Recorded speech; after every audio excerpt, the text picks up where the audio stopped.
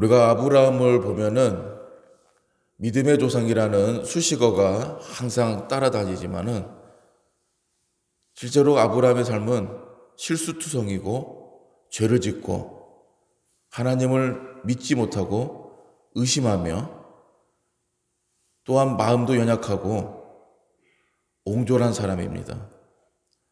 근데 오늘 말씀을 보면은 아직 부족한 아브라함을 하나님이 부르시는 장면을 볼 수 있습니다. 오늘 말씀에서 뭐라고 합니까? 1절에 보면은 하나님께서 아브라함에게 명령을 하세요. 너는 너의 고향, 친척, 또 그리고 너의 아버지 집에서 떠나라 라고 말씀하십니다. 여러분, 떠나는 게 쉬운 게 아닙니다.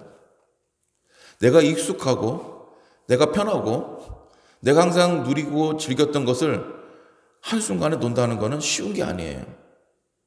당시에 이 근동지방은 부족 사회 아닙니까? 시족들이 모여있는 사회 아닙니까? 근데 하나님이 그것을 떠나라는 거예요. 왜 그러셨을까요? 이유는 하나입니다. 우리가 하나님 편에 서기 위해서는 하나님과 반대되는 세상의 죄는 과감하게 떠나야 됩니다. 그럼 아브라함에 무슨 죄가 있냐? 바로 아브라함의 집안에 문제가 있어요. 여러분 알다시피 아브라함 집안은 우상을 만드는 집안입니다. 즉 하나님께서 제일 싫어하는 우상을 섬기고 우상을 만드는 집안이기 때문에 하나님이 아브라함에게 떠나라고 말씀하신 거예요. 그들이 우상을 만들고 우상을 팔면서 그걸로 생계를 유지하는 것을 하나님이 가장 싫어하셨던 거예요. 그럼 어떻게 하겠어요? 아브라함에게 너는 그 죄의 집안에서 떠나야 된다. 나와라. 그런데 우리가 떠나러 갈 때 그냥 떠날 수 있습니까? 뭔가 미련도 있지만은 정리할 게 한두 가지 아니에요. 근데 사람들은 쉽게 떠나지 못합니다. 이 죄도 마찬가지예요. 죄를 짓고 나서 회개를 하지만은 다시 죄를 내가 안 지었겠다 하지만 또 다시 죄를 짓습니다. 다시 넘어지고 또 넘어지고 또 넘어지고 다시 또 죄의 구렁텅이로 가는 거예요. 그럼 그 죄를 안 지을 수 있는 방법이 뭐냐? 아예 그 곳을 떠나버리면 돼요. 때로는 가족들조차도 나에게 죄를 짓게끔 하는 일도 있습니다. 그래서 예수님이 말한 거예요. 너희 가족들까지도 네가 이겨낼 수 있느냐? 버릴 수 있느냐? 즉 우리 신앙은 나와 하나님과 관계지 주위 사람들 통해서 이루어지는 게 아닙니다. 나는 기도를 전혀 하지 않고 대신 부모님이 기도해 주고 내 이웃들이 기도해 주니까 나는 천국 가겠지. 그게 아니라는 거예요. 기독교는 하나님과 나와 1대1 신앙인 것입니다. 그래서 하나님이 아브라함을 부르신 거예요. 다르게 방법을 바꿀 수도 있겠죠. 아브라함을 하나님이 믿음을 주셔서 아브라함을 통해서 가족을 구원하는 방법도 있겠지만은 그러나 하나님은 우선 연약한 너의 믿음을 지키기 위해서는 그곳을 떠나라고 말씀하십니다. 근데 떠나는 걸로 끝난 게 아니에요. 하나님이 약속을 주셨어요.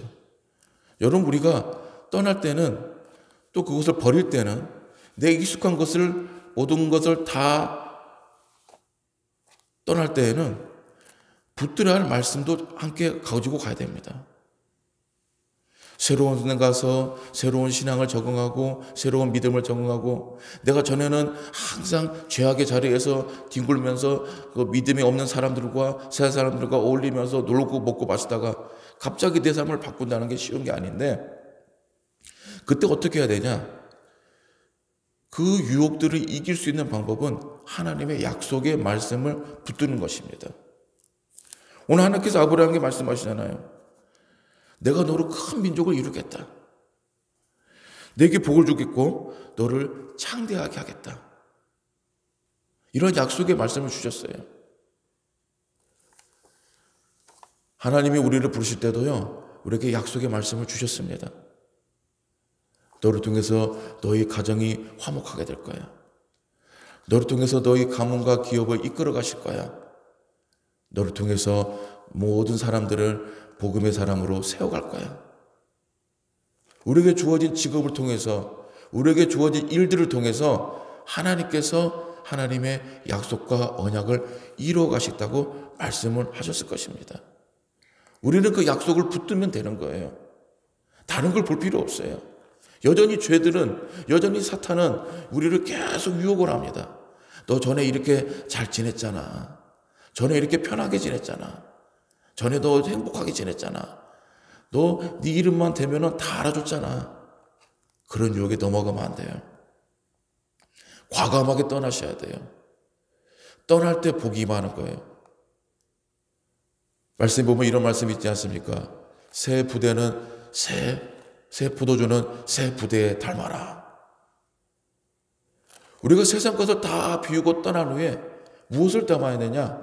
하나님의 언약의 약속의 말씀을 담으면은 새 것이 되는 것입니다. 아브라함은 부족했습니다. 나약했습니다. 가진 것도 별로 없었습니다. 무작정 그냥 그 집을 떠난 아브라함에게 하나님이 주신 것은 약속의 말씀 하나밖에 없습니다. 불확실한 미래에도 돼 있습니다. 어떻게 될까? 내가 이 집을 떠나게 되면, 내가 같이 지냈던 공동체를 떠나게 되면 어떻게 될까? 그런데 하나님께서요, 또 약속하셨어요. 내가 너와 함께 싸워주겠다고 오늘 말씀하고 있어요. 너를 축복하는 자는 내가 축복해 줄 거야. 너를 저주하는 자는 내가 저주해서 싸워줄 거야. 이거보다 더 확실한 하나님의 약속이 어디 있습니까? 오늘 이 약속이 저와 여러분 삶 가운데 있기를 축복합니다. 나와 싸워주시는 하나님, 나를 대신해서 대변해 주시는 하나님, 나를 대신해서 나를 모든 것들을 지켜주시고 예비해 주시는 하나님, 그 하나님의 약속의 축복의 말씀. 아브라함이 이 말씀 하나만 붙들고 나간 거예요. 과감하게 자기의 익숙한 죄의 삶들을 버린 거예요. 자기 부모님조차도, 자기 형제들조차도, 함께 올렸던 이웃들조차도 버리고 하나님 말씀만 붙들고 갔습니다. 근데 오늘 이름에서는 아브람으로 나오죠. 여러분, 아브람에서 아브라함으로 바뀐 것은 하나님이 말씀하셨어요. 너는 이제 아브라함이 되고 믿음의 조상이 되라. 그리고 그 안에 사라에게도 이제 사라가 아니라 열국의 어미인 사라가 되라 라고 하나님이 말씀해 주세요. 믿음의 사람은 믿음의 신분에 맞게 믿음의 삶을 살아라는 거예요. 근데 아브라함은 아직 그 믿음이 부족한 게 참 많았어요. 우리가 창세기 말씀을 쭉 읽다 보면 실수하고 넘어지는 게 많이 나오지요. 무엇보다도 아브라함 집안에 가장 큰 문제가 있었어요. 아이가 없었다는 거예요. 그 당시에는 자기 자손과 후대를 이루기 위해서는 아들이 필요했습니다. 장자가 필요했어요. 그런데 아브라함은 이 자식이 없는 게 큰 고통이에요. 그래서 결국에 여종을 통해서 아이를 얻었고 그걸 후계자로 삶았는데 하나님이 계속 말씀하시죠. 아니야. 아브라함 기다려. 그래서 어렵게 아이를 얻었는데 정말 금이야 오기야 아이를 키우는데 하나님 또 뭐라고 말씀하십니까? 바치라는 거예요. 줬다가 뺏겠다는 거예요. 이 말을 들었을 때 아브라함은 얼마나 근심되고 심히 힘들었을까요? 내가 믿었던 하나님이 결국에 이렇게 하신다고? 아니, 약속하실 때는 복만 주신다고 하셨는데, 나를 통해 큰 민족을 이루신다고 하셨는데 어렵게 주신 아들 하나를 바치라고요? 그런 아브라함은 그때는 믿음이 어느 정도 성장했기 때문에 그 하나님의 명령에 순종했습니다. 그리고 모리아산을 올라가기 위해서 새벽에 일찍 일어나서 나귀에 안장을 싣고 또 제사를 드릴 수 있도록 아들을 바치기 위해서 여러 걸 준비해요. 근데 그걸 보는 아들이 뭐라고 합니까? 아버지, 제사 드릴 때마다, 예배 드릴 때마다 항상 준비하는데 왜 오늘 번제를 드릴 짐승은 없습니까? 라고 물어봐요. 이 말을 듣고 아브라함이 얼마나 뜨끔했을까요? 너를 바칠 거야 라고 얘기했나요? 아니에요. 하나님이 준비해 주실 거야. 선의의 거짓말이죠. 그 말을 들은 이삭은 진짜 하나님이 준비해 주시나 보다 라는데 아브라함 마음, 아버지의 마음은 아니죠. 너를 바쳐야 돼. 이삭아, 미안해. 그래서 아들을 안장에 앉히고 이제 모리아산에 올라갑니다. 그 하나님 말씀하신 대로 그 아들을 죽이려고 하는 순간 그 찰나에 하나님 부르시죠. 아브라함아, 아브라함아, 하지마. 내가 너의 믿음을 보았노라. 내가 너의 참 믿음을 보았노라. 하고 아브라함을 하나님이 더 큰 축복으로 함께 하십니다. 여러분, 진짜 믿음의 사람은 다른 거 없어요. 내가 가장 아끼는 것조차도 하나님께 드릴 수 있느냐 없느냐예요. 그 하나의 차이로 우리가 믿음의 사람이냐 아니냐가 보이는 거죠. 아브라함은 정말 실수 많은 사람이었어요. 심지어 자기 아내도 파는 사람이에요. 아브라함 자기가 살려고요. 그런데 그런 아브라함이 이제 하나님을 온전히 만나자마자 변했던 모습이 무엇입니까? 아들까지도 바치려고 하는 그런 믿음. 근데 하나님 진짜 아들을 원하신 게 아니잖아요. 그리고 숲풀 나무가지에 걸려있던 그 양을 하나님이 드리게 하셨어요. 하나님은 다 준비해 놓고 계십니다. 하나님은 계획이 있으십니다. 하나님의 방법이 있으십니다. 오늘 말씀이 그겁니다. 우리가 무엇을 믿어야 하는가?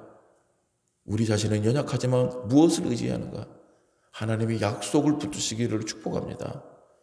하나님이 준비해 놓으신 것들을 받으시기를 축복합니다. 하나님의 약속을 믿고 가면 반드시 하나님이 우리의 삶 가운데 우겨싸움을 당하고 코너에 몰리고 위기가 있고 낭떠러지에 떨어질 것 같아도 하나님이 그 속에서 기적의 손을 내미시고 도울 자를 붙여주시고 피할 길을 열어주실 줄로 믿습니다. 기도하겠습니다. 하나님 감사합니다. 보잘것없는 아브라함을 하나님이 부르셨습니다.